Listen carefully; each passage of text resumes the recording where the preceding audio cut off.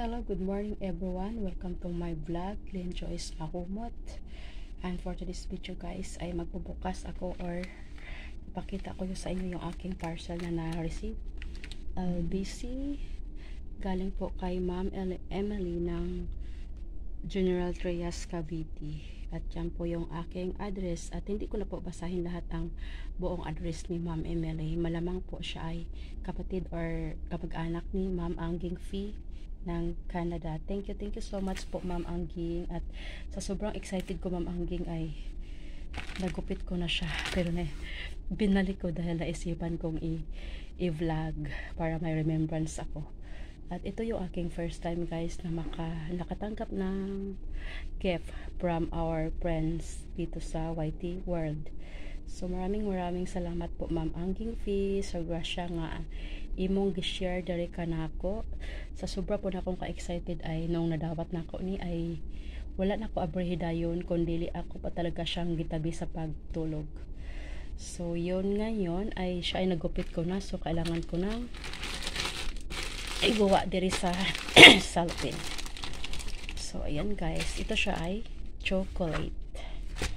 Ayan yung guys, to Lynn Joyce Mahumot, Unit 48 Alpha Sakura Tower, Proscenium Rockwell Center, Estrella Corner, Rizal, Makati City, Philippines. Ang haba ng address ko guys, kaya yung guys, yung AdSense ko dati ay hindi ko in-address dyan kasi ang haba-haba.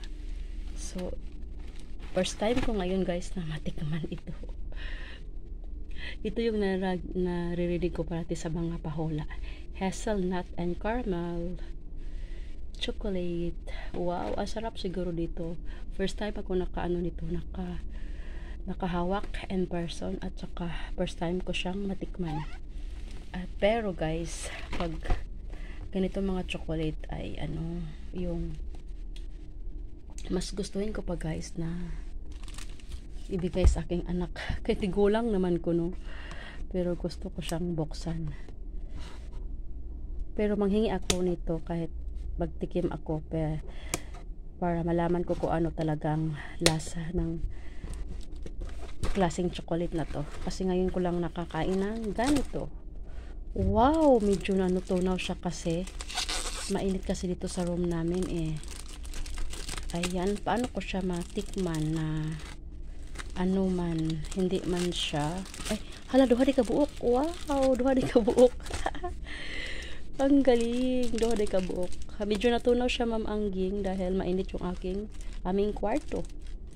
Ayan, pero okay naman siya. Hindi naman as in melted talaga. Kaya yan, ganito pala yung hitsura guys ng hazelnut caramel. Yung isa guys ay ibigay ko sa anak ko.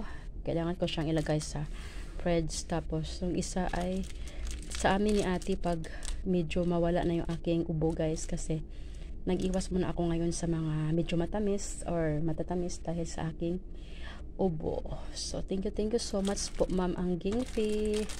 Sa wakas makatikim ako ng ganitong klaseng chocolate, caramel, hazelnut and caramel. Ayan.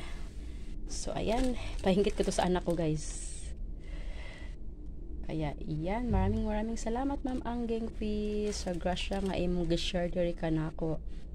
Hindi ko akalain na ako ay mabibigyan din ng gift na galing kay Ma'am Angging Fee. Sinabi niya sa akin yon pero hindi ko alam kung ano. Pero ito pala ay favorite ko at saka favorite ng anak ko. So kailangan ko siyang ilagay sa malamig dahil hindi ko talaga siya guys nilagay sa kanang rep kay aho man ang tabi pagtulog. So ngayon guys ay dito na rin ako sa aking bed.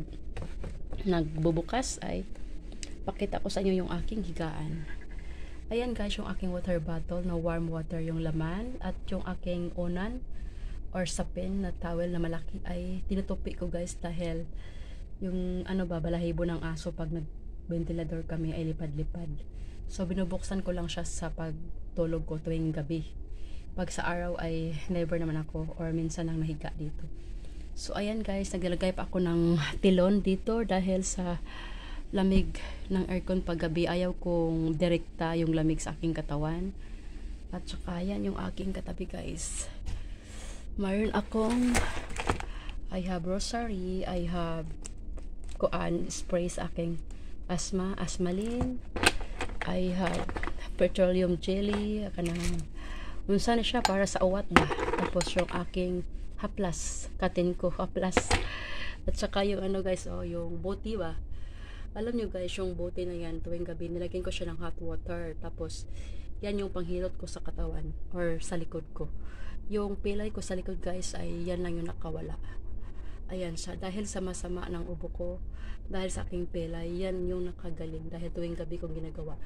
Nilagyan ko ng hot water, tapos ipagulong-gulong ko sa likod ko guys sa pilay. Yan yung nakagaling. Ngayon pag umubo ako ay wala nang sakit sa aking likod. So ang dami ko nang yaw-yaw, no? Nag-unboxing lang ako or nag-unpack ng parcel from LBC or galing kay Ma'am Angging Fee. Maraming salamat sa gift na imong gihatag nako, at malamang malipayo akong anak ni Ma'am Angging kasi magtagsaman ni isa sad ako So thank you, hanggang dito na lang po.